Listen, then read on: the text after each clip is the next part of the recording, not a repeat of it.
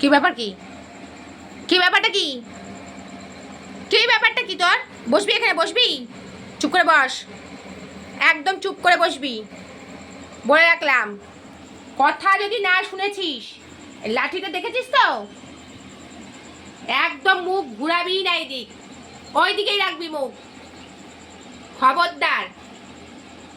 শিয়ার একেবারে আসপদ্দার হয়ে গেছে ওনার, চুপটি করে বসে থাকা যায় না।